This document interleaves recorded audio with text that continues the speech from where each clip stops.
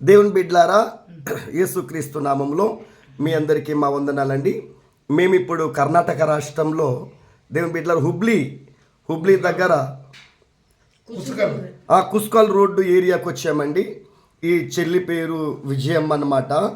ఈ చెల్లి కొరకు మీరందరూ ప్రార్థన చేయండి. అమ్మా, నేను ఎస్రేను విజయలక్ష్మి. దేవుని బిడ్డలారా, తన భర్త కానీ చనిపోయాడు. వీరికి మేము యేసుక్రీస్తు గురించి సువార్త ప్రకటించాము.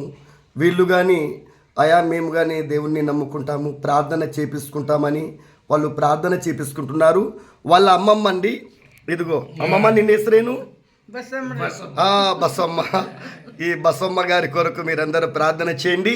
ఈమె వయసు ప్రియులారా 80 సంవత్సరాల వయసు అన్నమాట. చూడండి, 80 సంవత్సరాల వయసు. ఆమె ఇప్పుడు కానీ ఆమె చక్కగా కొట్టు పెట్టుకుని ఉంటుంది. అమ్మ, ఈమె అంటుంది ప్రియులారా, పాస్టర్ గారి దగ్గర నేను అంటే అబద్ధాలు ఆడకూడదని చెప్పేసి ఈమెలో ఉన్నటువంటి నీతి. కాబట్టి ఈమె కొరకు మీరందరూ ప్రార్థన చేయండి. వీళ్ళ ఫ్యామిలీ అంతా కానీ దేవుని బిడ్డలారా, చక్కగా అమ్మగారు తన భర్త గారు కానీ కాలమైపోయిండు, చనిపోయిండు. తర్వాత ఇక్కడ ఉన్నటువంటి సహోదరి విజయ, తిన భర్త కానీ చనిపోయిండు. ఈ కుటుంబాల కొరకు మీరు ప్రార్థన చేయండి. ಅಮ್ಮ ನಾವು ದೇವರ ನಾವು ಮತ್ತೆ ಬಂದ್ಬಿಟ್ರೆ ಇಲ್ಲಿ ನಾವು ಪ್ರೇಯರ್ ಇಟ್ಟಾನ, ఓకేనా?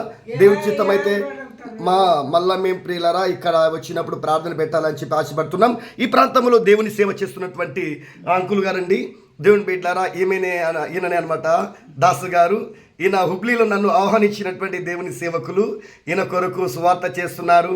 ఈయన చాలా ప్రేమించాడండి నన్ను, దేవుని బిడ్డలారా. కాబట్టి ఈయన ద్వారా మేము ఇక్కడ తెలియని ప్రాంతానికి దేవుడు నడిపించాడు.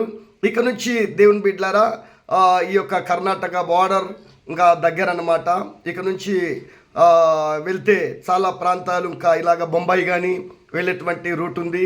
తర్వాత నుంచి ఇక్కడ ఈ హుబ్లీ ధార్వాడ దాటిపోయిన తర్వాత మరి కొన్ని ప్రాంతాలు ఉన్నాయి. గోవా, ఇక్కడికి గోవా దగ్గరండి దేవుని బిడ్డలారా. కాబట్టి ఈ యొక్క కుటుంబాల కొరకు మీరు ప్రార్థన చేయండి.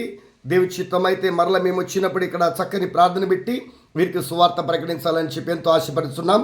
దేవుడు మిమ్మల్ని దీవించును గాక. ఆమేన్. ఓకే.